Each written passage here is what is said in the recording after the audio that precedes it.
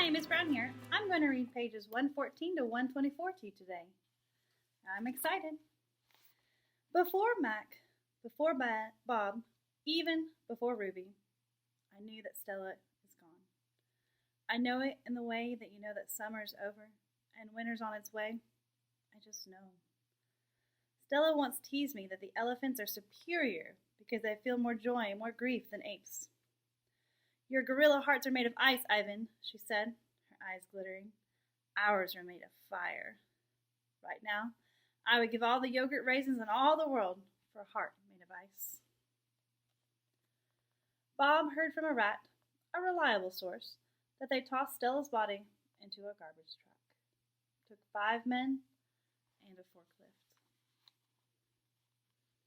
All day I try to comfort Ruby, but what can I say? That Stella had a good and happy life, that she lived as she was meant to live, that she died with those who loved her most nearby? At least the last is true. Crying. Julie cries all evening, while her father sweeps and mops and dusts and cleans the toilets. When George sees Mac, he runs to him. I can only hear a few words. Bet, should have, wrong. Mac shrugs. His shoulders droop. He leaves without a word. When George wipes the fingerprints off my glass, his cheeks are wet. He doesn't meet my eyes. The one and only Ivan. When all the humans have left, I send Bob to check on Ruby.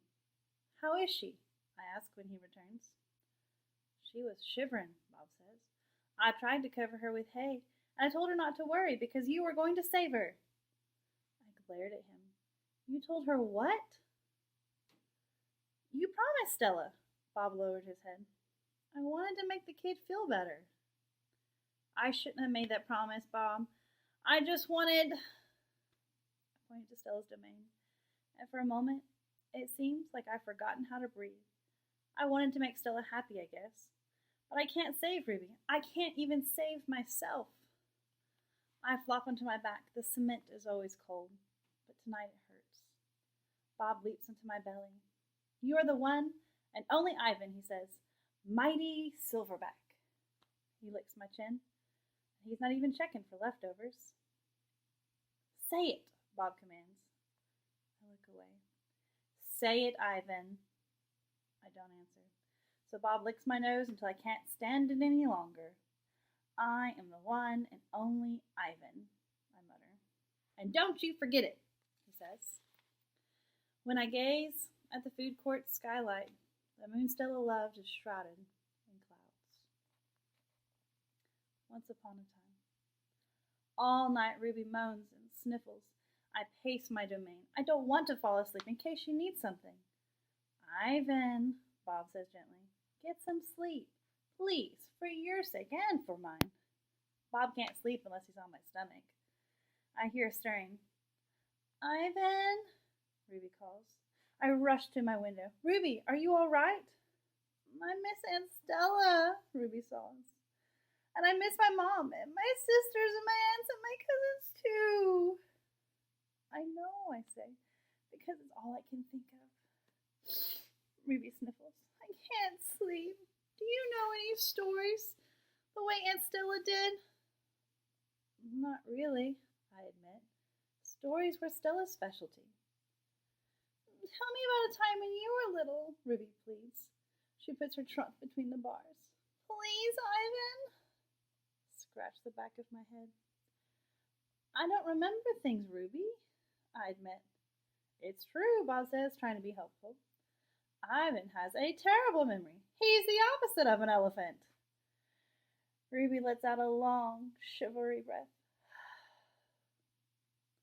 Oh well, that's okay. Night, Ivan. Bob. I listen to Ruby's soft sobs for long, horrible minutes. Then I hear myself saying, once upon a time, there was a gorilla named Ivan. And slowly and deliberately, I try to remember. The grunt. I was born in a place humans call Central Africa, and a dense rainforest so beautiful, no crayons could ever do it justice.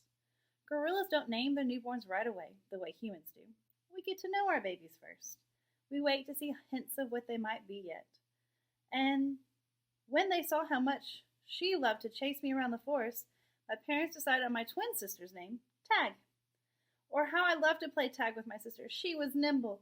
When I got too close, she would leap onto my unsuspecting father.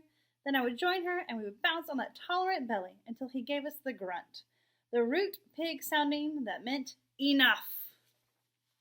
That game never got old, although my father might have disagreed.